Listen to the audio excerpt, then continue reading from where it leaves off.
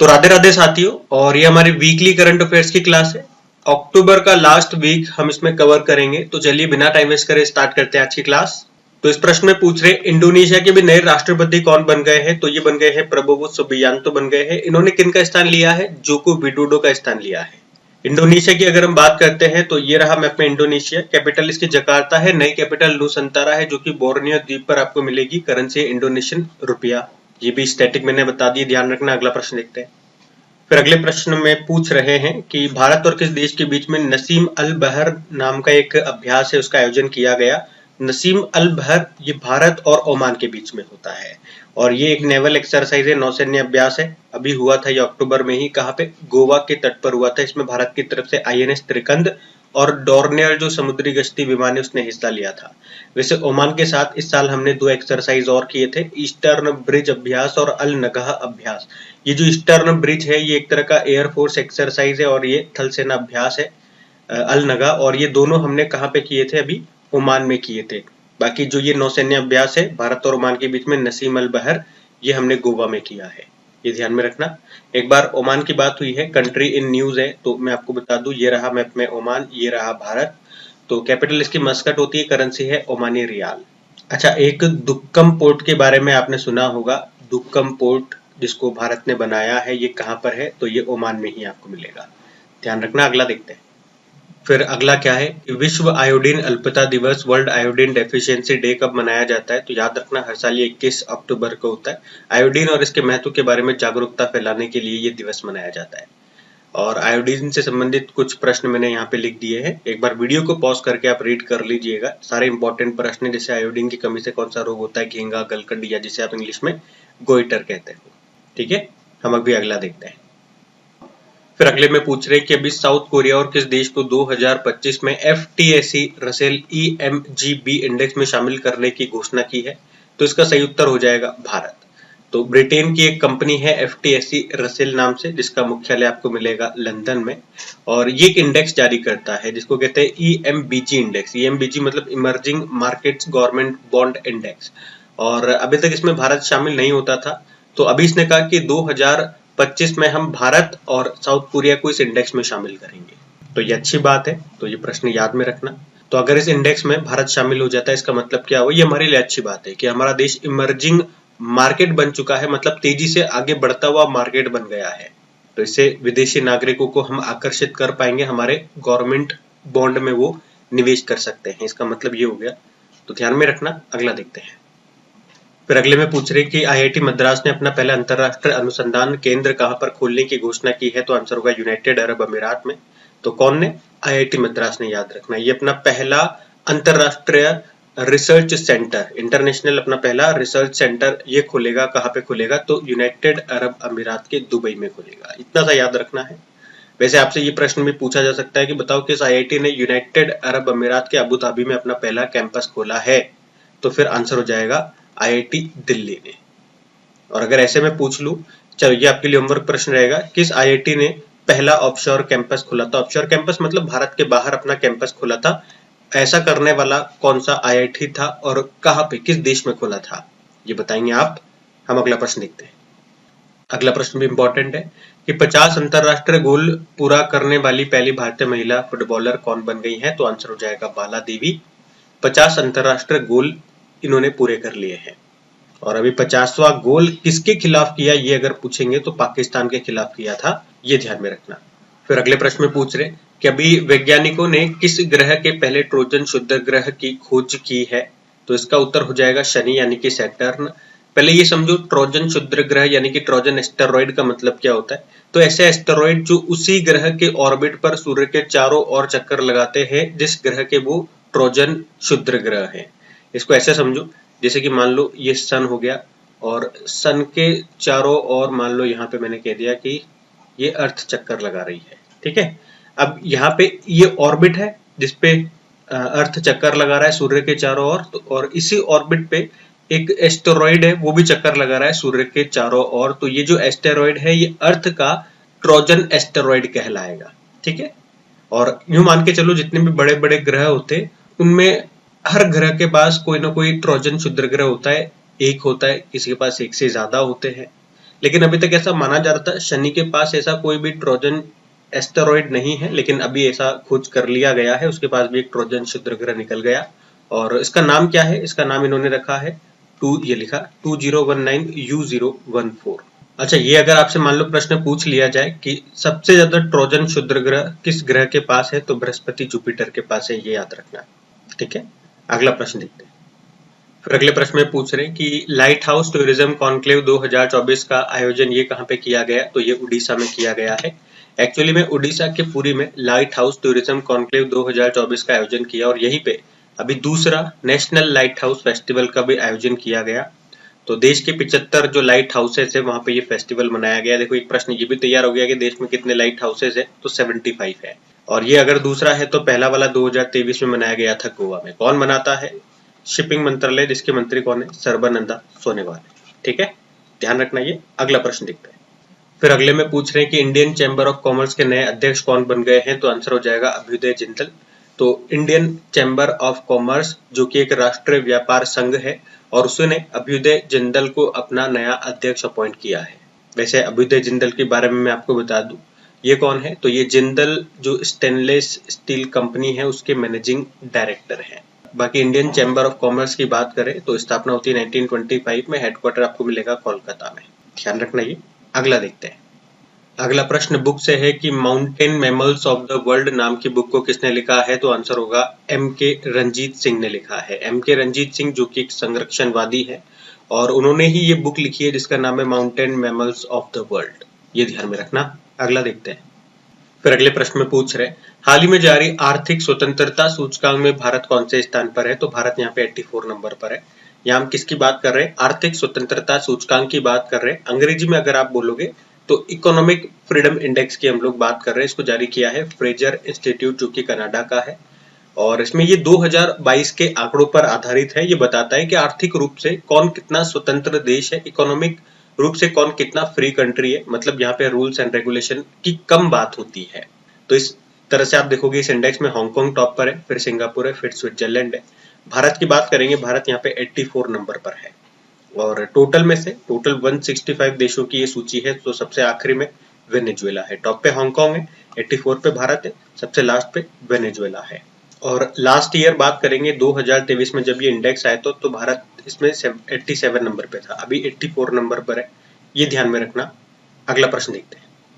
फिर अगले प्रश्न में क्या पूछ रहे हैं कि वर्ल्ड स्टील एसोसिएशन के भी नए अध्यक्ष कौन बन गए हैं? इंपॉर्टेंट क्वेश्चन मार्क कर लेना। इसका तो उत्तर हो जाएगा टीवी नरेंद्रन। ये भी वर्ल्ड स्टील एसोसिएशन के नए प्रेसिडेंट बन गए हैं और वर्तमान में टीवी नरेंद्रन ये है कौन? तो ये टाटा स्टील के सीईओ है। मैंने इंपॉर्टेंट क्यों लगाया इनका नाम? क्योंकि इस पद पर आने वाले ये दूसरे भारतीय हैं। इनसे पहले इस पद पर आने वाले भारतीय कौन थे? सज्जन जिंदल थे और अब बन गए हैं टीवी नरेंद्रन। इसीलिए प्रश्न इंपॉर्टेंट हो जाता है। देखो वर्ल्ड स्टील एसोसिएशन की स्टैटिक देख लेते हैं। स्थापना होती है 1967 में और मुख्यालय जरूर पूछा जाएगा, ब्रुसेल बेल्जियम में आपको मिलेगा। ठीक है, ये ध्यान में रखना। ये प्रश्न बड़ा इंपॉर्टेंट है, ये नाम बड़ा इंपॉर्टेंट है। संजीव खन्ना का 51वें नंबर के हमारे सीजेआई बन गए हैं चीफ जस्टिस ऑफ इंडिया। किनको रिप्लेस किया? मतलब 50वें नंबर के चीफ जस्टिस ऑफ इंडिया कौन थे ये पूछेंगे तो DY चंद्रचूड़ थे। ये भी साथ में ध्यान में रखना। अगला प्रश्न देखते हैं। फिर अगला प्रश्न क्या है कि उड़ीसा में आने वाले भीषण चक्रवाती तूफान दाना, इसका नामकरण किसने किया? तो आंसर इसका हो जाएगा कतर। तो तीन बातें आपको ध्यान रखनी है। चक्रवात का नाम क्या है? दाना है। और कहाँ से उठा ये? तो बे ऑफ बंगाल, बंगाल की खाड़ी से ये उठा, उड़ीसा से टकराया। और भाई यहाँ से जो चक्रवात उठते हैं इंडिया की तरफ आते हैं तो यही 2-3 राज्य है जहाँ से ये टकराते हैं। पश्चिम बंगाल हो गया, उड़ीसा हो गया। तो यहाँ पे दाना का नाम किसने रखा ये पूछेंगे तो कतर ने इसका नाम रखा है। तो ये ध्यान रखना, दाना का नाम कतर ने रखा है, बे ऑफ बंगाल से ये उठा था। अगला देखते हैं। अगले में क्या पूछ रहे हैं? राष्ट्रीय पुलिस स्मृति दिवस ये हमने कब मनाया? तो ये हर साल 21 अक्टूबर को मनाते। अभी आयोडीन अल्पता दिवस, आयोडीन डेफिशिएंसी डे भी हमने 21 अक्टूबर को मनाया था, ये याद रखना। ठीक है, ऐसे याद रख लो जो पुलिस होती है ना बहुत भागदौड़ करती है।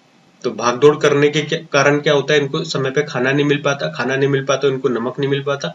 तो नमक नहीं मिल पाता, नमक में होता है आयोडीन। क्या आपके टूथपेस्ट में नमक है? नहीं, आयोडीन है। तो इसमें इनमें आयोडीन की भी कमी हो जाती है। इस तरह से याद रख सकते हो। ठीक है, अगला प्रश्न देखते हैं। फिर आपसे पूछ रहे हैं कि स्वदेशी लोगों को भूमि अधिकार प्रदान करने के लिए मिशन वसुंधरा 3.0 ये कहाँ पे शुरू हुआ है? तो आंसर हो जाएगा असम में शुरू किया गया। असम के मुख्यमंत्री कौन है? हेमंत बिस्वा शर्मा है। उन्होंने ही इस मिशन वसुंधरा 3.0 को शुरू किया है, जिसका उद्देश्य की अगर बात करें, इस मिशन का उद्देश्य क्या है? तो स्वदेशी लोगों को भूमि अधिकार प्रदान करना। 3.0 मतलब ये इन्होंने तीसरी बार शुरू किया, तीसरा संस्करण है। पहला संस्करण 2021 में आया था, फिर 2022 में, अब 2024 में ये तीसरा संस्करण आया। सिंपल सा याद रखो, अब तो उसका नाम मिशन वसुंधरा किसने? असम ने। उद्देश्य मैंने आपको बता दिया। ठीक है, अगला प्रश्न देखते हैं। फिर अगले में पूछ रहे हैं कि 27वें अखिल भारतीय वन खेल प्रतियोगिता में ओवरऑल चैंपियन कौन बना है? तो आंसर हो जाएगा छत्तीसगढ़ बना है। हम बात कर रहे हैं अखिल भारतीय वन खेल प्रतियोगिता की 2024 में। अभी इसका ये 27वां संस्करण था। अभी 16 से लेकर 20 अक्टूबर तक हुआ। कहाँ पे? रायपुर छत्तीसगढ़ में। और इसमें ओवरऑल चैंपियन भी छत्तीसगढ़ ही रहा है 98 गोल्ड के साथ। फिर केरल, फिर मध्य प्रदेश रहा है। कौन सी प्रतियोगिता है? अखिल भारतीय वन खेल प्रतियोगिता है। 27वां संस्करण था, छत्तीसगढ़ में हुआ, छत्तीसगढ़ विजेता रहा है। ऐसे याद रखो। अगला देखते हैं। अगला प्रश्न है, ट्रैफिक नियमों के उल्लंघन पर नजर रखने के लिए भी सिटीजन सेंटिनल एप्लीकेशन को किसने लॉन्च किया है? तो इसको केरल ने लॉन्च किया है। एप्लीकेशन का नाम है सिटीजन सेंटिनल एप्लीकेशन। अब क्या है इसका मतलब? इसका मतलब ये हो गया कि जब आप ट्रैफिक के रूल्स नहीं मानते हो, रूल्स तोड़ देते हो, तो आपका चालान लगता है। वो भी कब लगता है? जब आपको ट्रैफिक पुलिस वो नोटिस कर लेगा, वो आपको रिकॉर्ड कर लेगा, देख लेगा तब। वरना कितने ही रूल तोड़े जाओ, कोई फर्क नहीं पड़ता। तो इन्होंने क्या किया, सरकार ने हर नागरिक को ये अधिकार दे दिए कि आप भी अब ट्रैफिक पुलिस हो। कैसे? इस एप्लीकेशन की मदद से अगर कोई व्यक्ति जो नियमों को, ट्रैफिक के नियमों को तोड़ रहा है, आप उसका फोटो खींच लो और हमें सेंड कर दो। अगर आपकी बात सही है, अगर उसने नियमों का पालन नहीं किया है, तो उसका ई चालान हम काट देंगे। तो ये है इसकी पावर। यहाँ पे मतलब हर नागरिक अब ट्रैफिक पुलिस है। अगर आपको कोई ऐसा करता हुआ दिखता है, उसका फोटो खींच लो, वीडियो बना लो, यहाँ पे भेज दो, उसका चालान कट जाएगा। तो अब हर लोग संभल के रहेंगे। इसका फायदा क्या हो गया? हर लोग संभल के रहेंगे कि यार कोई मेरा वीडियो न बना ले, फोटो न काट ले। तो ये अभी केरल ने लॉन्च किया। और मैं आपको ये भी बता दूं कि इस एप्लीकेशन को लागू करने वाला ये तीसरा राज्य बन गया है। इससे पहले छत्तीसगढ़ और उड़ीसा भी ऐसा कर चुके हैं। ठीक है, ध्यान रखना। अगला देखते हैं। ये भी अच्छा प्रश्न, इंपॉर्टेंट प्रश्न, मार्क करो कि 2025 में जो 18वां प्रवासी भारतीय दिवस हो गया, उसका आयोजन कहाँ पे किया जाएगा? तो उड़ीसा के कैपिटल भुवनेश्वर में इसका आयोजन किया जाएगा। वैसे आपको पता है प्रवासी भारतीय दिवस हर साल हम 9 जनवरी को मनाते हैं। तो ये 18वां जो प्रवासी भारतीय दिवस होगा, इसका आयोजन ये उड़ीसा के कैपिटल भुवनेश्वर में होगा। पिछले साल जो इसका 17वां संस्करण हुआ था 2023 में, मतलब 2023 में जो इसका 17वां संस्करण हुआ था, वो कहाँ पे हुआ था? वो इंदौर में हुआ था। अब 2025 में ये इसका 18वां एडिशन होगा। कहाँ पे? भुवनेश्वर में। दोनों याद रख लो। अगला देखते हैं।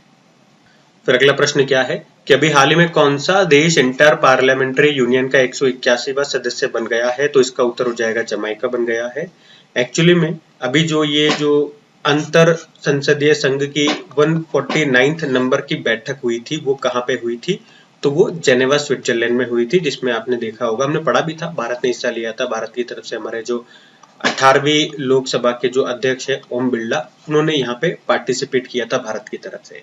तो इसी बैठक के दौरान जो जमैका देश है, उसे इसका इंटर पार्लियामेंट्री यूनियन का 181वें नंबर का सदस्य देश बना दिया गया है। अब मैं आपको जमैका के थोड़े से स्टैटिक बता दूंगा, इसके लोकेशन हम देख लेंगे, क्योंकि कंट्री न्यूज आता है, हर बार मैं आपको कंट्री बताता हूँ। लेकिन उससे पहले एक प्रश्न ये देख लो, इंपॉर्टेंट रहेगा भाई। अभी जो इसकी 149th नंबर की बैठक हुई है 2024 में, अगले साल जो 2025 में इसकी 150वें नंबर की जो बैठक होगी, वो कहाँ पर होगी? इन्होंने बता दिया है, ताशकंद उज्बेकिस्तान में होगी। ये आपको ध्यान रखना है। अब जमैका की हमने बात की थी, तो ये रहा मैप में जमैका। कैपिटल होती है किंगस्टन, करेंसी है जमैकन डॉलर, और प्रधानमंत्री एंड्रयू हॉलनेस है। ये भी भारत की यात्रा पर भी आए थे, तो इनका नाम भी ध्यान में रखिएगा, एंड्रयू हॉलनेस। अगला देखते हैं। अगला प्रश्न है कि इंटरनेशनल क्रिकेट में सर्वाधिक मैच खेलने वाली अभी महिला खिलाड़ी कौन बन गई है? तो आंसर हो जाएगा सुजी बैट्स बन गई है। न्यूजीलैंड की बल्लेबाज है सुजी बैट्स। अभी इंटरनेशनल क्रिकेट में सर्वाधिक मैच खेलने वाली ये महिला खिलाड़ी बन गई है। कितने मैच खेल लिए इन्होंने? 334। और इसी के साथ इन्होंने जो भारतीय खिलाड़ी है कौन, मिताली राज, उनको पीछे छोड़ दिया। उनके नाम 333 इंटरनेशनल मैचेस है। अभी आपको याद होगा जो ICC women's T20 world cup अगर मैं आपसे पूछूं, 2-3 प्रश्न इससे बनेंगे कि कहाँ पे हुआ था। यूनाइटेड अरब अमीरात में हुआ था, जो कि पहले बांग्लादेश में होने वाला था, फिर वहां नहीं हुआ, यूनाइटेड अरब अमीरात में हुआ। कौन सा संस्करण था? नवा संस्करण था। किसने जीता इसको? तो न्यूजीलैंड ने जीता है, पहली बार जीता, पहला टाइटल है। किसे हराया? साउथ अफ्रीका को हराया, ये ध्यान में रखना। और अगर मैं आपसे पूछूं इसका जो अगले साल मतलब 2026 में होगा, 2026 में अगला एडिशन होगा, वो 10वां एडिशन होगा, वो कहाँ पे होगा? तो वो इंग्लैंड में होगा। ठीक है। और इसका जो पहला संस्करण है वो भी मैंने आपको बताया था, वो 2009 में हुआ था। कहाँ पे हुआ था? इंग्लैंड में ही हुआ था, और उसको इंग्लैंड ने ही जीता था। और अगला जो वो भी इंग्लैंड में होगा। ठीक है, ये ध्यान में रखना, इंपॉर्टेंट है। अगला देखते हैं। फिर अगले प्रश्न में पूछ रहे हैं कि वियतनाम के भी नए राष्ट्रपति कौन बन गए हैं? तो आंसर हो जाएगा लुओंग कुओंग बन गए हैं। और इन्होंने किनका स्थान लिया है? ट्रू लेम का। कुछ समय पहले इनके बारे में हमने पढ़ा था, लेकिन अभी इनको रिप्लेस करके ये नए प्रेसिडेंट बन गए हैं। कहाँ के? वियतनाम के। वियतनाम में एक बार ले चलता हूँ आपको। तो ये रहा मैप में वियतनाम। कैपिटल हनोई होती है, करेंसी है वियतनामीज डोंग। आपको याद होगा भी यागी नाम का एक सुपर साइक्लोन आया था और वियतनाम लाओस में काफी तबाही मचाई थी। और भारत ने फिर क्या किया था? इस तूफान से प्रभावित देशों की सहायता के लिए एक ऑपरेशन चलाया था। उस ऑपरेशन का नाम जरूर याद रखना, उसका नाम सद्भाव है। ठीक है, अगला देखते हैं। फिर अगले प्रश्न में पूछ रहे हैं कि संयुक्त राष्ट्र जैव विविधता सम्मेलन कोप 16 का आयोजन ये कहाँ पर हुआ? तो ये हुआ अभी कोलंबिया में। सीओपी मतलब क्या होता है? Conference of parties. और ये कौन सा नंबर का है? 16वें नंबर का है, जो भी 2024 में हुआ। और इसका संबंध किससे है ये मैं आपको बता दूं। जैव विविधता, बायोडाइवर्सिटी से ये संबंधित है, जो कि कोलंबिया के शहर केली में हुआ है। इससे पहले 15वां वाला ये मॉन्ट्रियल कनाडा में हुआ था, और पहला वाला 1994 बहमास में हुआ था। क्या भारत भी इसकी कोई बैठक होस्ट कर चुका है? तो कर चुका है भारत। 2012 में कोप 11 को होस्ट किया था, जो कि हैदराबाद में हुआ। अब ये कोप जो हम पढ़ रहे हैं, कॉन्फ्रेंस ऑफ पार्टी, जो भी नंबर 16वां हुआ, ये कौन सा वाला है? जैव विविधता वाला है। एक क्लाइमेट चेंज वाला भी आप पढ़ते हो, जो अभी 2024 में कोप 29 जो क्लाइमेट चेंज वाला है, वो कहाँ पर होगा? अभी नवंबर में बाकू अजरबैजान में होगा। कई बार मैं आपको पढ़ा चुका हूँ। इससे पहले 2023 वाला यानी कि कोप 28 यूनाइटेड अरब अमीरात में हुआ था, शर्म अल शेख। 2022 में कोप 27 हुआ था, पढ़ चुके हैं ना हम कई बार। तो वो क्लाइमेट चेंज वाला है। इसमें जो पहला वाला हुआ था वो 1995 बर्लिन जर्मनी में हुआ था। और ऐसा कहा जा रहा है कि भारत इसको एक बार फिर से होस्ट करेगा, कोप 33 को होस्ट करेगा, जो 2028 में होंगे। दूसरी बार बोला मैं, मतलब इससे पहले भी भारत इसको होस्ट कर चुका है 2002 में। कोप 8 जो हुआ था भारत में भी, कहा? नई दिल्ली में। तो ये बायोडाइवर्सिटी वाला है जो हमने प्रश्न में पढ़ा, और यहाँ पे क्लाइमेट चेंज वाले पॉइंट्स भी मैंने आपको रिवाइज करवा दिए, तो ध्यान में रखना। अगला देखते हैं। फिर अगले प्रश्न में पूछ रहे हैं कि सैन्य खुफिया शहीदों को समर्पित देश के पहले सतर्क पार्क का उद्घाटन ये कहाँ पे किया गया? तो ये किया गया है पुणे में, याद रखना। महाराष्ट्र के पुणे में ये देश के पहले सतर्क पार्क का भी उद्घाटन किया गया। ये देश का पहला ऐसा पार्क है जो खुफिया शहीदों को समर्पित है, जिन्होंने ड्यूटी के दौरान अपने जीवन का बलिदान कर दिया। और इसमें हर स्टेचू के साथ उनकी वीरता का संक्षिप्त विवरण भी दिया गया है। इस दीवार पर 40 शहीदों की प्रतिमाएं लगाई गई है, और इसको नाम दिया गया सतर्क पार्क। कहाँ पे? याद रखना, पुणे में। ठीक है, अगला देखते हैं। फिर अगले में पूछ रहे हैं भारतीय सेना की सुदर्शन चक्र कोर ने कहाँ पर स्वावलंबन शक्ति अभ्यास का आयोजन किया? तो इसका सही उत्तर हो जाएगा उत्तर प्रदेश में किया है। तो भारतीय सेना की जो दक्षिणी कमान के जो सुदर्शन चक्र कोर है, उसने स्वावलंबन शक्ति अभ्यास का आयोजन किया। और अक्टूबर में ये हुआ था। कहाँ पे? झांसी के पास जो बबिना फील्ड फायरिंग रेंज है, वहां पे हुआ था, जिसका उद्देश्य था युद्ध क्षमताओं को बढ़ाना और स्वदेशी रक्षा विनिर्माण मैन्युफैक्चरिंग को बढ़ावा देना।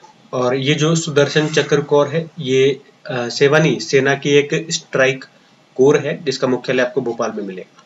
ठीक है, अगला देखते हैं। फिर अगले प्रश्न में पूछ रहे हैं कि कालिदास सम्मान पुरस्कार के लिए भी किसे चुना गया? तो आंसर हो जाएगा रघुपति भट्ट को चुना गया है। तो याद रखना, मध्य प्रदेश सरकार ने चित्रकला के क्षेत्र में योगदान के लिए भी मैसूर के फेमस पेंटर रहे रघुपति भट्ट को 2023 के प्रतिष्ठित कालिदास सम्मान के लिए चुना गया। इसमें पुरस्कार के रूप में 5 लाख रुपए की राशि दी जाती है।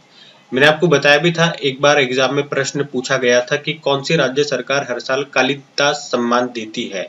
तो मध्य प्रदेश इसका सही उत्तर हो जाएगा, ये ध्यान रखना। और अभी 2023 का पूछे किसे दिया गया? तो रघुपति भट्ट को दिया गया। ठीक है, याद रहेगा ना। अगला देखते हैं। तो अगला प्रश्न क्या है? HSBC मतलब Hong Kong and Shanghai banking corporation, तो इसकी CFO चीफ फाइनेंस ऑफिसर नियुक्त होने वाली अभी पहली महिला बन गई है, उनका नाम पूछ रहे हैं, तो नाम पाम कौर हो जाएगा। और आप कह सकते हो इस पद पर आने वाली वो पहली महिला है। और ये हमारे लिए नाम इसलिए भी इम्पोर्टेंट हो जाता है क्योंकि ये भारतीय मूल की महिला है, पाम कौर इनका नाम है। ठीक है, तो HSBC की पहली महिला CFO और उसमें भी ये भारतीय है। क्या नाम है? पाम कौर इनका नाम है। HSBC की अगर बात करें तो ये एक ब्रिटिश बहुराष्ट्रीय बैंक है। स्थापना होती है 1865 में।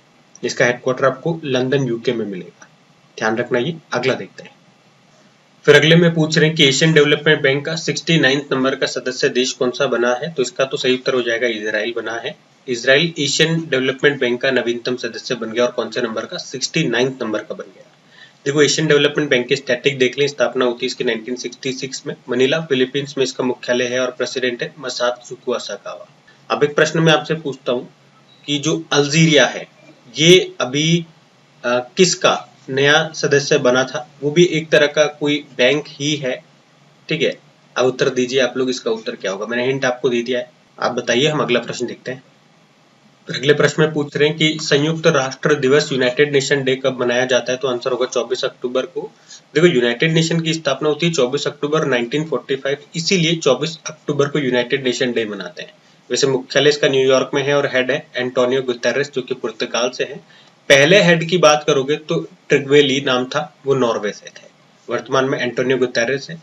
वैसे 24 अक्टूबर को 2-3 दिवस और होते हैं, वो भी मैं आपको बता दूं। एक तो विश्व विकास सूचना दिवस वर्ल्ड डेवलपमेंट इंफॉर्मेशन डे होता है, एक राष्ट्रीय खाद्य दिवस नेशनल फूड डे होता है, और एक पोलियो डे होता है वर्ल्ड पोलियो डे, ये भी 24 अक्टूबर को ही होता है। अच्छा मुझे ये बताओ, पोलियो की जो वैक्सीन है वो किसने तैयार की थी? तो याद रखना जोनास साल्क ने तैयार की थी। और यूनाइटेड नेशन से एक बहुत ही इंपॉर्टेंट प्रश्न बनता है, ये आपके लिए होमवर्क प्रश्न होगा, मैं आपसे पूछ रहा हूँ, ध्यान से सुनो कि यूनाइटेड नेशन में अभी भारत के जो परमानेंट रिप्रेजेंटेटिव हैं, स्थायी प्रतिनिधि हैं, वो कौन बने हैं? बताइए। हम अगला प्रश्न देखते हैं। फिर अगले में पूछ रहे हैं जो 2026 में कॉमनवेल्थ गेम्स होंगे उसमें कितने खेल शामिल होंगे, तो इसका सही उत्तर हो जाएगा 10 खेल इसमें शामिल होंगे। देखो 2-3 प्रश्न आप याद रखो। पहले तो ये कॉमनवेल्थ गेम्स 2026 वाले ये कहाँ पे होंगे, तो ये ग्लासगो में होंगे। पहले ये ऑस्ट्रेलिया में होने वाला था, फिर ऑस्ट्रेलिया ने मना कर दिया, तो ग्लासगो स्कॉटलैंड ने कहा कि हम इसे होस्ट कर लेंगे। लेकिन इन्होंने क्या कहा, हम केवल इसमें 10 खेल ही शामिल करेंगे। इससे पिछले वाला जो 2022 का बर्मिंघम यूके में हुआ था जिसमें भारत ने 61 मेडल जीते थे और चौथी रैंक पे रहा था, तो उसमें 19 गेम शामिल थे। तो इसने 9 गेम्स को हटा दिया है। उन 9 गेम्स में बहुत फेमस गेम्स भी आपको मिल जाएंगे, जैसे बैडमिंटन, हॉकी, क्रिकेट, कुश्ती, टेबल टेनिस। और आप देखोगे मुख्य रूप से ज्यादातर जो हम मेडल है वो इन्हीं गेम्स में लाते हैं और यही गेम्स इसमें बाहर हो गए। तो अब केवल 10 गेम इसमें शामिल होंगे, ये हमारा प्रश्न था, ये हमने देख लिया। और ये होगा कहाँ पे, यही मैंने आपको बता दिया। पहले जो कॉमनवेल्थ गेम्स हैं ये आपसे पूछा जा सकता है एज ए स्टैटिक, वो 1930 में हैमिल्टन कनाडा में हुए थे, ये भी आप ध्यान रख लेना। ठीक है, आप देखोगे इसमें क्रिकेट को भी बाहर कर दिया। अब इसी तरह से एक प्रश्न उल्टा मैं आपसे पूछ लूं कि अभी क्रिकेट को किस ओलंपिक में शामिल किया जाएगा, तो वो 34th नंबर का एडिशन है जो समर ओलंपिक होंगे आपके 2028 में। कहाँ पे? लॉस एंजल्स अमेरिका में, वहां पे दूसरी बार क्रिकेट को शामिल किया जाएगा, तो ये भी ध्यान रखो। अगला देखते हैं। फिर अगला है कि global anti racism championship award 2024 से किसे सम्मानित किया गया, तो आंसर होगा उर्मिला चौधरी को। तो नेपाल की एक प्रमुख सामाजिक प्रचारक है उर्मिला चौधरी, जिनको भी प्रतिष्ठित global anti racism championship award 2024 से सम्मानित किया गया। और किसने दिया इनको ये सम्मान, तो अमेरिकी विदेश मंत्री हैं एंटनी ब्लिंकन, उन्होंने वॉशिंगटन डीसी में इनको ये सम्मान दिया है। तो इनका नाम ध्यान रखना, कहाँ से है ये? नेपाल से है। अगला देखते हैं। अच्छा, नेपाल से एक प्रश्न मैं आपसे पूछना चाहूंगा, इंपॉर्टेंट है क्योंकि अभी जो नॉनसेन शरणार्थी पुरस्कार 5 महिलाओं को दिए गए थे पूरे विश्व में, उसमें एक महिला नेपाल की भी थी।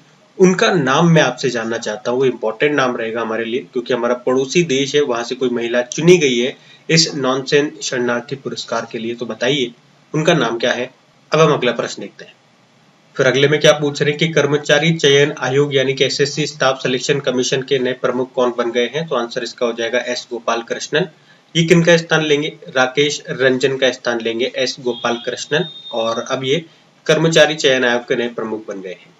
एसएससी यानी कि स्टाफ सिलेक्शन कमीशन की स्थापना 1975 में हुई थी, मुख्यालय आपको मिलेगा नई दिल्ली में। अगला प्रश्न देखते हैं। फिर आपसे पूछ रहे कि 24वें राष्ट्रीय पैरा तैराकी चैंपियनशिप में ओवरऑल चैंपियन कौन बना है, तो आंसर हो जाएगा कर्नाटक बना है। यहाँ पे हम बात कर रहे हैं नेशनल पैरा तैराकी चैंपियनशिप की, पैरा स्विमिंग चैंपियनशिप की। 2024 में इसका ये 24वां ही संस्करण था। कहाँ पे हुआ? पणजी गोवा में हुआ, और इसमें टॉप पे कर्नाटक रहा। तो हुआ कहाँ पे? गोवा में हुआ, पणजी गोवा में, और टॉप पे कर्नाटक रहा है। कर्नाटक ने 392 मेडल जीते, फिर महाराष्ट्र, फिर राजस्थान रहा है। तो ये ध्यान में रखना। अगला देखते हैं। फिर अगले प्रश्न में पूछ रहे हैं कि 55वें जो international film festival of India का जो आयोजन होगा उसमें फोकस कंट्री कौन सा होगा, तो इसका सही उत्तर हो जाएगा ऑस्ट्रेलिया होगा। International film festival of India की बात कर रहे हैं, अभी ये नवंबर में होगा, 20 से लेकर 28 नवंबर तक। 2024 में इसका ये 55वां संस्करण है। कहाँ पे? पणजी गोवा में। गोवा में ही होता है हर बार, लेकिन फोकस कंट्री आपको याद रखना है, ये फोकस कंट्री इस बार ऑस्ट्रेलिया है। इसका आयोजन करता है सूचना प्रसारण मंत्रालय। ठीक है, ध्यान रखना। अगला देखते हैं। फिर अगला प्रश्न है कि सिम्बेक्स एक्सरसाइज का आयोजन कहाँ पे हुआ अभी, तो ये विशाखापत्तनम में हुआ है। सिम्बेक्स एक्सरसाइज की बात कर रहे हैं, ये एक तरह का नेवल एक्सरसाइज है, और किन किन के बीच में होता है तो नाम से पता कर सकते हैं। एस मतलब होता है सिंगापुर, आई मतलब हो गया इंडिया, एम मतलब मैरीटाइम बायलैटरल एक्सरसाइज।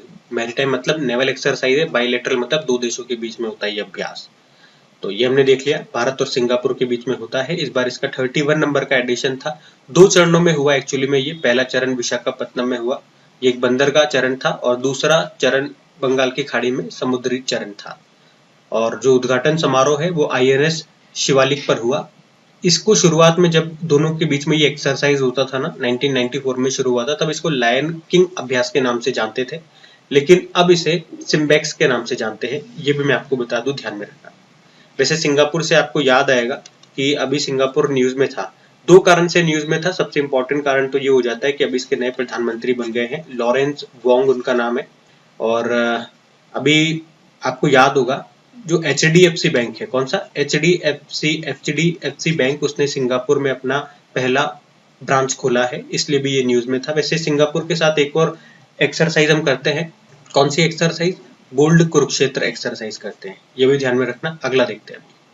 फिर अगले में पूछ रहे हैं, अभी जो 16वें नंबर की ब्रिक्स समिट हुई थी उसमें कितने नए देशों को एज अ पार्टनर कंट्री के रूप में शामिल किया गया है? अच्छा प्रश्न है, तो आंसर हो जाएगा इसका तो 13। आपको पता है अभी जो ब्रिक्स समिट हुई थी कहाँ पे हुई थी, तो वो रशिया में हुई थी। रशिया में भी कहाँ पे हुई पूछेंगे तो रशिया के कजान में हुई थी।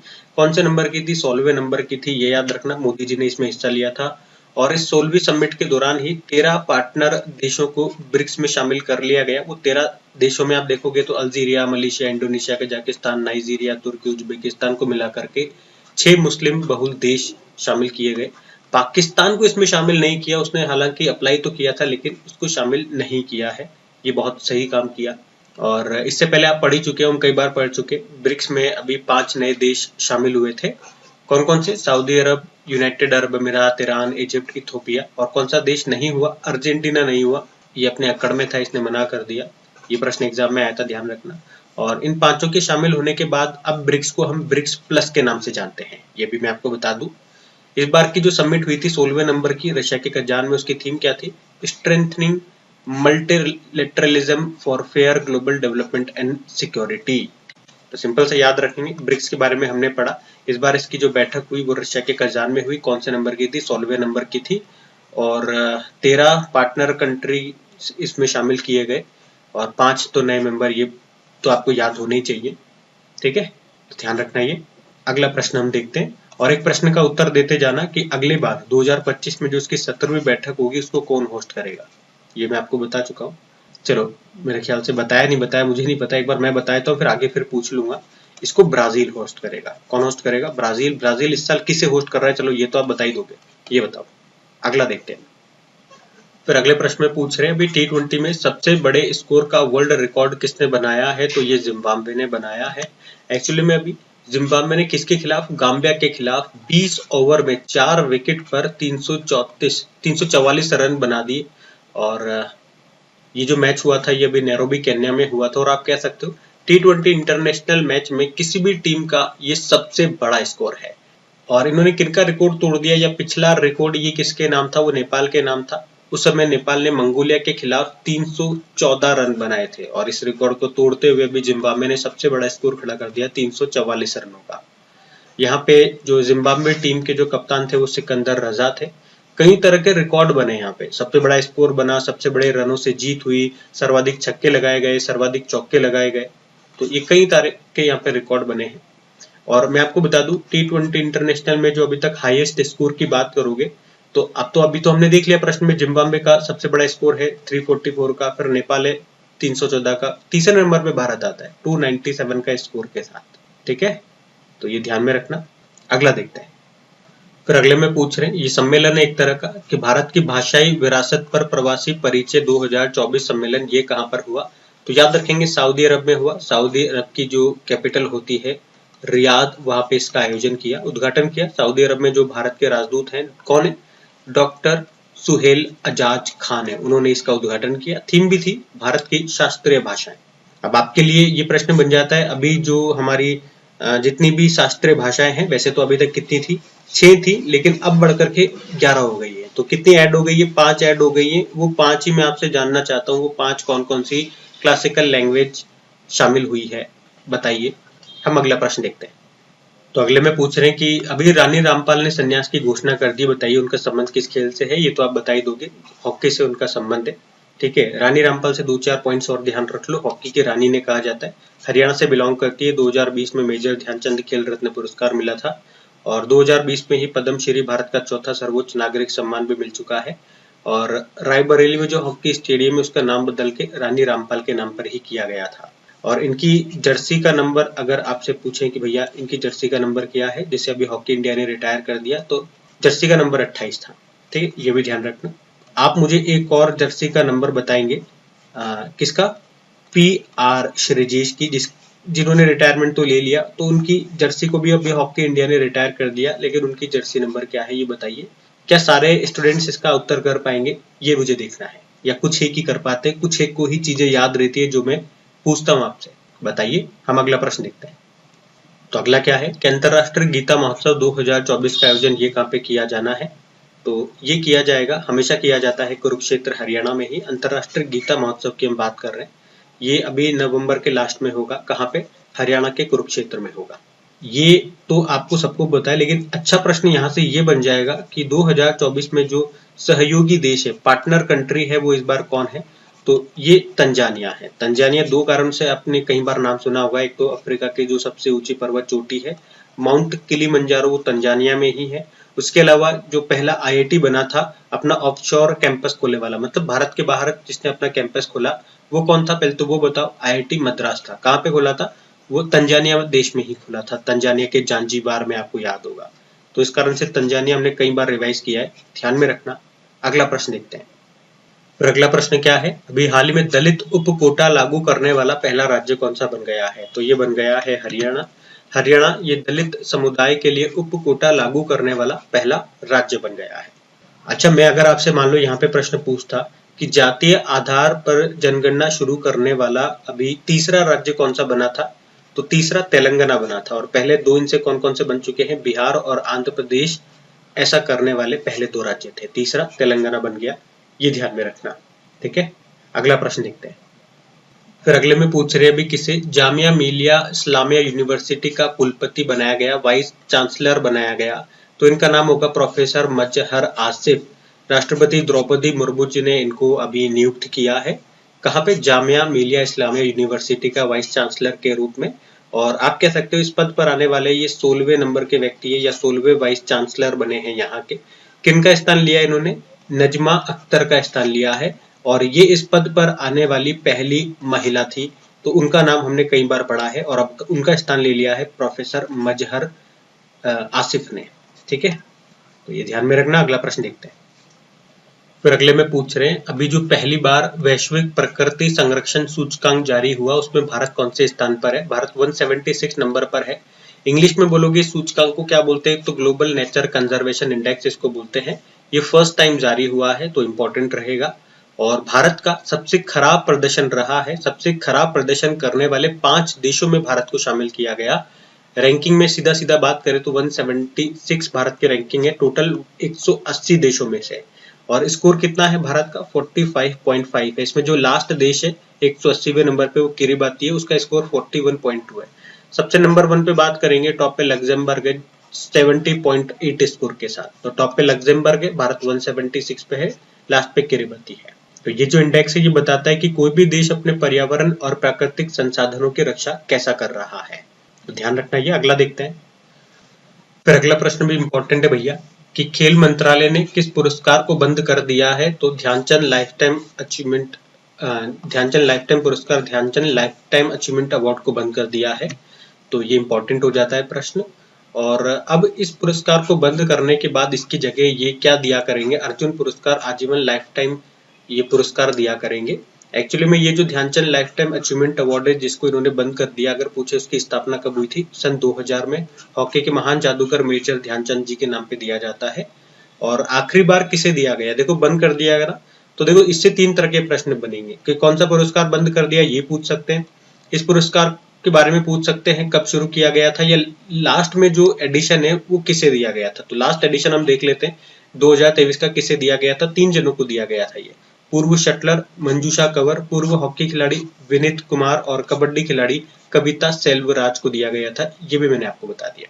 देखो भारत का जो सर्वोच्च खेल सम्मान है ना, उसका नाम भी मेजर ध्यानचंद जी के नाम पे, ये मेजर ध्यानचंद खेल रत्न पुरस्कार, पहले तो राजीव गांधी के नाम पे था, राजीव गांधी खेल रत्न पुरस्कार, लेकिन अब मेजर ध्यानचंद जी के नाम से इसको जानते हैं। तो ये भी ध्यान में रखना। ये लास्ट एडिशन 2023 का किसे दिया गया था, बैडमिंटन प्लेयर है हमारे चिराग शेट्टी और सात्विक साईराज रंकी रेड्डी को दिया गया था। ये तो आप जानते ही हो। बाकी इंपॉर्टेंट प्रश्न है ये, ध्यान रखना। अगला देखते हैं। अगला प्रश्न है सखारोव पुरस्कार से संबंधित अभी किसे दिया, इंपॉर्टेंट प्रश्न मार्क कर लो। तो उत्तर में तो ये 2 जनों को दिया गया है, मारिया कोरिना और एडमंडो गोंजालेज। इनके बारे में बात कर ले। तो पहले तो ये जो याद रखना, सखारोव पुरस्कार है कौन देता है, यूरोपीय संसद के द्वारा दिया जाता है। अभी दिया गया है वेनेजुएला के जो विपक्षी नेता है, नाम है मारिया कोरिना मचाडो और एडमंडो गोंजालेज, इन दोनों को दिया गया है। ठीक है, तो ये 3 बातें हमें ध्यान रखनी है, कौन सा पुरस्कार है, कौन देता है और अभी किसे दिया गया है, ये ध्यान में रखना आप। अगला देखते हैं। अगला प्रश्न बैंकिंग अपॉइंटमेंट है। एक्सिस बैंक के एमडी सीईओ अभी कौन बन गए हैं, तो ये बन गए हैं अमिताभ चौधरी। अमिताभ चौधरी ये एक्सिस बैंक के अभी तक एमडी सीईओ बने हुए थे, फिर से इनको नियुक्त कर दिया गया। 3 साल का इनका अगला कार्यकाल होगा। एक्सिस बैंक की स्टैटिक देखो तो 1993 में स्थापना होती है, मुंबई में मुख्यालय है, एमडी सीईओ अमिताभ चौधरी और टैगलाइन होती है बढ़ती का नाम जिंदगी। ठीक है, अगला देखते हैं। फिर आपसे पूछा अभी केंद्र सरकार ने किस वर्ष से अधिक उम्र के वरिष्ठ नागरिकों के लिए अतिरिक्त पेंशन की घोषणा की है, तो इसका सही उत्तर हो जाएगा 80 वर्ष। तो यही आपको याद रखना है कि 80 वर्ष जिन व्यक्तियों की उम्र हो चुकी है या उससे अधिक उम्र के हैं, उनको अब एक्स्ट्रा पेंशन दी जाएगी। जो पेंशन मिलती है वो तो मिलती है, उसके अलावा एक्स्ट्रा पेंशन भी इनको मिलेगी। और एक्स्ट्रा पेंशन किस हिसाब से मिलेगी वो सारा डेटा मैंने यहाँ पे लिख दिया है, वीडियो को पॉज कर सकते हैं। जैसे कि एक आध मैं आपको बताऊं समझने के लिए, किसी की उम्र 80 से 85 वर्ष के बीच में है तो उनकी जो मूल पेंशन है वो तो मिलेगी ही सही, उसके अलावा मूल पेंशन का 20% एक्स्ट्रा मिलेगा। इसी तरह से जैसे किसी की उम्र 95 से 100 के बीच में है तो उनको पेंशन तो मिलेगी ही सही, साथ में उनकी जो मूल पेंशन है उसका 50% एक्स्ट्रा और मिलेगा। तो इस तरह से ये दी जाएगी। प्रश्न ऐसे ही आएगा कि किस उम्र से अधिक व्यक्तियों को एक्स्ट्रा पेंशन मिलेगी, तो 80 वर्ष जिनकी उम्र होगी। संवेदनशील भत्ता इसे कहा जा रहा है। अगला देखते हैं। फिर अगला प्रश्न है कि शतरंज खेल में 2800 एलो रेटिंग का आंकड़ा पार करने वाले भारत के दूसरे ग्रैंड मास्टर कौन बन गए, तो अर्जुन एरिगेसी बन गए हैं। तो भारतीय शतरंज grandmaster, chess grandmaster है अर्जुन एरिगेसी। अभी यूरोपीय शतरंज क्लब में लाइव रेटिंग में 2800 एलो रेटिंग, वहां पे रेटिंग होती है चेस के खेल में, तो 2800 की जो लाइव एलो रेटिंग है उसका आंकड़ा पार करके इन्होंने इतिहास रच दिया है। आपको बता दूं शतरंज के इतिहास में दुनिया में केवल 16 ही खिलाड़ी हैं जिन्होंने लाइव रेटिंग में ये 2800 का आंकड़ा छुआ है, और ये ऐसा करने वाले दूसरे भारतीय बन गए। दूसरे बन गए तो आप कहोगे पहले कौन थे, तो हमारे जो पहले शतरंज ग्रैंड मास्टर रहे कौन, विश्वनाथन आनंद। उनके बाद ऐसा करने वाले ये दूसरे भारतीय बन गए हैं। अच्छा, वे किस राज्य से बिलोंग करते हैं ऐसा भी पूछा जा सकता है, तेलंगाना से बिलोंग करते हैं, याद रखना। अगला प्रश्न देखते हैं। अगला प्रश्न क्या है, कोयला मंत्रालय में सचिव सेक्रेटरी कौन बन गए हैं, तो विक्रम देव दत्त बन गए हैं। इतना सा याद रखना है। कोयला मंत्री जरूर याद रखें, जी किशन रेड्डी है। ठीक है, और सचिव विक्रम देव दत्त है। अगला देखते हैं। फिर पूछ रहे हैं कि बिहार का पहला ड्राई पोर्ट किस जिले में बनाया जाएगा, तो आंसर हो जाएगा पटना, बिहार की कैपिटल पटना में तो बिहार की कैपिटल पटना में एक स्थान है बिहटा, वहां पे राज्य का पहला ये ड्राई पोर्ट और आप कह सकते हो इनलैंड कंटेनर डिपो का भी उद्घाटन कर दिया गया है। और है क्या एक तरह से, तो एक तरह से आप कह सकते हो ये एक तरह सा स्टोरेज है। यहाँ पे माल को इकट्ठा किया जाएगा और जब समय आएगा तो उन्हें एक्सपोर्ट कर दिया जाएगा आगे। तो बिहार का पहला ये कहाँ पे, पटना में, याद रखना। अगला देखते हैं। फिर आपसे पूछ रहे अभी हाल ही में वर्ल्ड हेल्थ ऑर्गेनाइजेशन से मंजूरी प्राप्त भारत की जो वैक्सीन है जाइवैक TC20 का संबंध किससे है, तो आंसर होगा टाइफाइड से। तो अभी वर्ल्ड हेल्थ ऑर्गेनाइजेशन ने भारत के पहले टाइफाइड टीके को मंजूरी दे दी है। जाइवैक TCV इसका नाम है। TCV का मतलब हो गया टाइफाइड कंजुगेट वैक्सीन। इसे जाइडस लाइफ साइंसेज लिमिटेड ने तैयार किया है, जो कि अहमदाबाद गुजरात की कंपनी है। इसे 6 महीने से लेकर 65 वर्ष तक के व्यक्ति को लगाया जा सकता है। टाइफाइड पूछे ये किससे होता है, तो बैक्टीरिया जनित रोग है। और कौन सा बैक्टीरिया, साल्मोनेला टाइफी से होता है। ये दूषित पानी और दूषित खाने से होता है मुख्य रूप से। और हमारे किस अंग को प्रभावित करता है, हमारी आंतों को ये प्रभावित करता है, ये जरूर ध्यान में रखना। और इसके टेस्ट के लिए कौन सा टेस्ट होता है, या यूं पूछूं तो विडॉल टेस्ट इसके लिए होता है, या विडॉल टेस्ट किसके लिए होता है, टाइफाइड के लिए होता है, ये ध्यान में रखना। तो यहाँ पे टाइफाइड से संबंधित और प्रश्न से सारे इंपॉर्टेंट पॉइंट्स मैंने आपको बता दिए, ध्यान में रखना। अगला प्रश्न देखते हैं। अगले प्रश्न में पूछ रहे इंटरनेशनल कॉपर एसोसिएशन का नवीनतम सदस्य अभी कौन सा बन गया, तो हिंडाल्को बन गया है। तो इंटरनेशनल कॉपर एसोसिएशन की आप बात कर रहे हैं। पहले इसकी बात कर लेते हैं इंटरनेशनल कॉपर एसोसिएशन की। इसमें 33 सदस्य हो चुके हैं और हेडक्वार्टर इसका वॉशिंगटन DC में आपको मिलेगा। हिंडाल्को इसका नवीनतम सदस्य बना। तो ये एक एल्यूमिनियम और कॉपर मैन्युफैक्चरिंग कंपनी है जिसकी स्थापना 1958 में हुई। ये आदित्य बिरला ग्रुप की कंपनी है। वर्तमान में चेयरमैन कुमार मंगलम बिरला है, MD सतीश पाई है। तो हिंडाल्को इसका नवीनतम सदस्य बन गया है, ये ध्यान में रखेंगे। अगला प्रश्न देखते हैं। और अगले में पूछ रहे हैं कनक राजू का निधन हो गया, वे क्या थे, तो वे एक डांसर थे, नर्तक थे। इनके बारे में बताऊं तो वे प्रसिद्ध गुसाड़ी लोक नर्तक थे, डांसर थे, जिनका नाम है कनक राजू। इन्होंने गुसाड़ी राजू के नाम से भी जाना जाता था इनको, और अभी इनका निधन हो गया। और राजगोंड जनजाति से ये बिलोंग करते थे। और ये जो गुसाड़ी नृत्य है ये केवल राजगोंड जनजाति के पुरुषों के द्वारा ही किया जाता है, जिसका मंचन डंडारी उत्सव के दौरान होता है। डंडारी उत्सव ये दीपावली के बाद मनाया जाने वाला एक उत्सव है, 10 दिनों तक ये चलता है। और इसमें जो नर्तक होते हैं, जो डांसर होते हैं, उनको घुसदी ताड़ों के नाम से भी जाना जाता है। वे लगभग 1500 मोर पंखों से बनी टोपी पहनते हैं, जिसे मालबुरा के नाम से जाना जाता है। ठीक है, तो इनसे सारे प्रश्न ये मैंने आपको बता दिए। 2021 में भारत का चौथा सर्वोच्च सम्मान पद्मश्री भी इनको मिल चुका है। तो कनक राजू इनका नाम है, डांसर थे। कौन सा लोक नृत्य मैंने आपको बताया, गुसाड़ी। और किस जनजाति से बिलोंग करते थे, राजगोंड जनजाति से। और किस राज्य से ये बिलोंग करते हैं, तो तेलंगाना में पाई जाती है ये जनजाति। बाकी नृत्य के बारे में भी मैंने 2-3 पॉइंट्स आपको बता दिए हाईलाइट करके, तो ध्यान रखना सारी बातें। अगला प्रश्न देखते हैं। फिर अगला प्रश्न पूछ रहे हैं कि देश में 21वीं पशुधन जनगणना ये शुरू किसने की है, तो जो पशुपालन मंत्री है, मत्स्य पालन मंत्री है, राजीव रंजन सिंह, या जिन्हें आप लल्लन सिंह के नाम से भी जानते हैं। और अभी इन्होंने ही 21वीं पशुधन जनगणना अभियान को शुरू कर दिया। ये अभियान अक्टूबर 2024 से लेकर फरवरी 2025 तक आयोजित किया जाना है। कुल कितना खर्चा आएगा, 200 करोड़ रुपए के खर्चा आएगा। और पहली बार जो पशुधन जनगणना हुई थी वो 1920 में हुई थी। तब से हर 5 साल में ये होती है। पिछली वाली 20वीं पशुधन जनगणना ये 2019 में हुई थी। ठीक है, तो अब 21वीं होगी, ये ध्यान में रखना। अगला प्रश्न देखते हैं। फिर अगला प्रश्न है कि एक बुक आई है जिसका नाम है विटनेस, ये किस भारतीय खिलाड़ी की आत्मकथा है, तो आंसर इसका हो जाएगा साक्षी मलिक। साक्षी मलिक का संबंध किससे है, रेसलिंग से है, कुश्ती से है। और इन्हीं की ऑटोबायोग्राफी है जिसका नाम विटनेस है। रेसलिंग से एक नाम आपको और याद आएगा, जिन्होंने भी संन्यास ले लिया, उनका नाम आप बताएंगे। बाकी ये जो बुक है इन्होंने किनके साथ मिलकर के लिखी है, अगर ये आपसे पूछेंगे तो जोनाथन सेल्वराज के साथ मिलकर के साक्षी मलिक ने ये बुक लिखी है जिसका नाम विटनेस है। तो आज का सेशन हम यहीं तक रखते हैं। देखो वीकली वाले सेशन में मैंने आपको पहले भी बोला था और पहले भी हमने किया कि जो लास्ट वाला सेशन होता है वो पूरा मैं आपका लेता हूँ। जैसे कि फर्स्ट वीक 1 से लेके 7 तारीख तक, दूसरा वीक 8 से लेके 14 तारीख तक, तीसरा वीक 15 से लेके 22 तारीख तक। और जो चौथा वीक है उसमें सारे डेज आ जाते हैं। थोड़ी आवाज आ रही होगी, बात ट्रैक्टर जा रहा है आवाज करता हुआ।